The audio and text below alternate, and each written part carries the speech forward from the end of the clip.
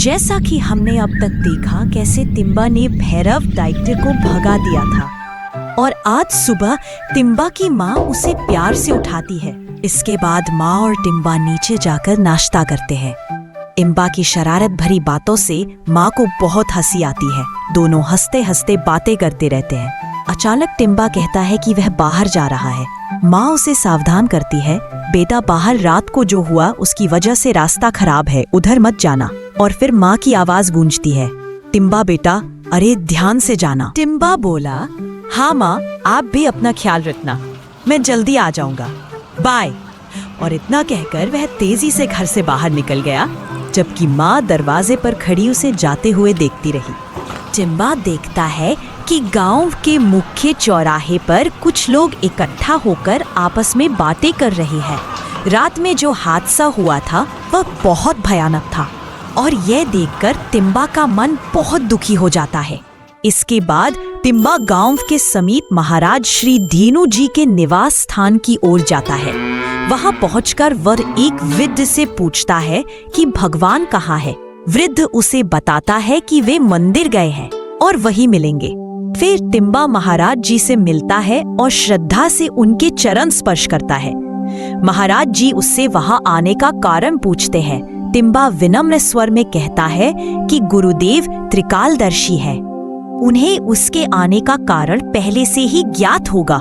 गुरुदेव मुस्कुराते हुए कहते हैं कि वह रात में हुई घटना के बारे में जानना चाहता है। वे बताते हैं कि इस घटना की उन्हें कई वर्षों से प्रतीक्षा थी, क्योंकि यह एक मायावी दानव के अंत की पहली शुरुआत है। टिम्बा घबराते हुए पूछता है कि वह दानव उसे ही क्यों मारना चाहता है और यदि गुरुदेव सब कुछ जानते हैं तो उसे यह बताए कि उसका उस दानव से क्या नाता है। और गुरुजी ने अपनी बात शुरू करी और कहने लगे, एक बार की बात है जब टिम्बा के पुरखों का जमाना था। उस समय ये धरती वीरान थी, ना कोई गांव ना कोई नगर, सिर्फ घने जंगल, पवित्र हवा और पक्षियों की मधुर आवाजें। टिम्बा के एक महान पुरखों ने गुफा में तपस्या करने का निश्चय किया। रास्ते में चलते हुए उन्हें कुछ अजीब सा एहसास होने लगा। हवा भारी लग रही थी। जंगल अचानक शांत हो गया। जैसे ही वो गुफा में प्रवेश करते हैं, अंदर अंधेरा, सन्नाटा और एक रहस्यमयी साया दीवारों पर हिलने लगता है। वे ध्यान में बैठ ही पाते हैं कि अचानक एक काला साया उन पर झपट्टा मार देता है। तेज चीख, गूंजती हुई आवाज और वही उनका शरीर निष्प्राण हो जाता है। परंतु कहानी यही खत्म नहीं होती। उनकी आत्मा को उस दानव ने कैद कर लिया था। इस वजह से उन्हें मोक्ष प्राप्त नहीं हो पाया। सदियों बीत गई और उन्हीं अधूरी इच्छाओं से टिम्बा का जन्म हुआ।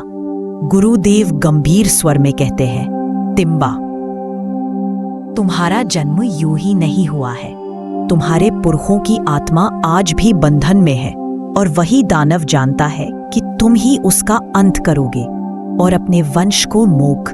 टिम्बा की आंखें भर आती हैं। गुरुदेव आगे कहते हैं, इसीलिए टिम्बा, तुम मेरे गुरुकुल आओ।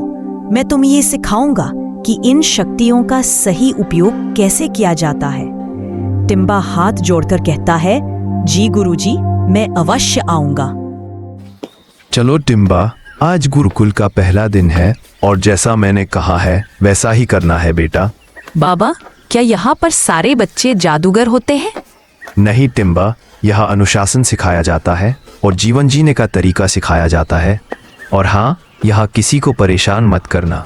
अब तुम यहीं रहोगे गुरुजी की सेवा में। हाँ बाबा। बाबा, आ गया ना गुरुकुल? हमारे गुरुदेव कहाँ हैं? यहीं कहीं होंगे बेटा, चलो उन्हें प्रणाम करते हैं। टिम्बा, आओ पुत्र, अपने बाबा के साथ आए हो? बहुत तेजस्वी पुत्र है आपका। चलो टिम्बा, क्या तुम प्रयास के लिए तैयार हो? हाँ गुरुदेव, मैं पूरी तरह तैयार हूँ।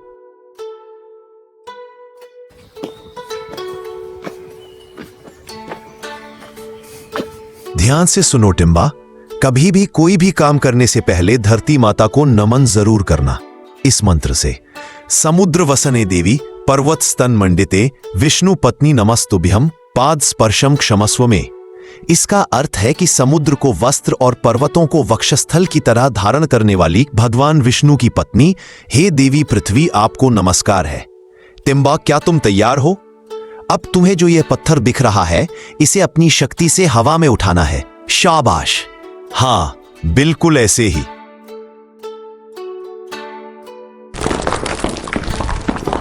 बिल्कुल ऐसे ही।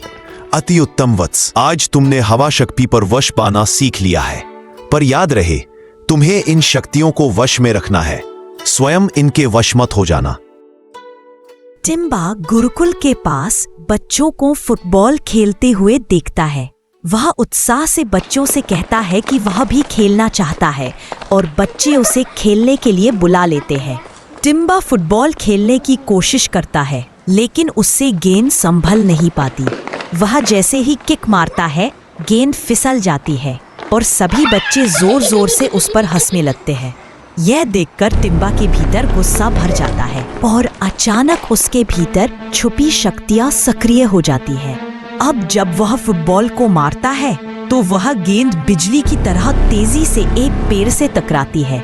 गांव की गली से होते हुए एक बुजुर्ग के पास से गुजरती है और बुजुर्ग घबराकर सोचता है कि यह कैसी विचित्र गेंद है। फिर गेंद उछलकर पास के मैदान में गिरती है और जमीन पर एक बड़ा सा गड्ढा बन जाता है। सारे बच्चे हैरान रह जाते हैं।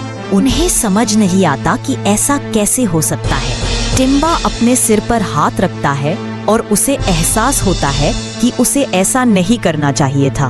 दूर से गुरुजी यह पूरा दृश्य देखते रहते हैं और टिम्बा समझ जाता है कि उसने अपनी शक्तियों का दुरुपयोग किया है। टिम्बा, शक्तियों को काबू में करना इतना आसान नहीं है, लेकिन इसी उद्देश्य से मैंने तुम्हें गुरुकुल में प्रवेश दिया, ताकि तुम ज्ञान और विज्ञान को समझ सको। तुम्हें अपने गुस्से पर नियंत्रण रखना होगा और यह बात हम दोनों जानते हैं कि तुम कोई साधारण बालक नहीं हो।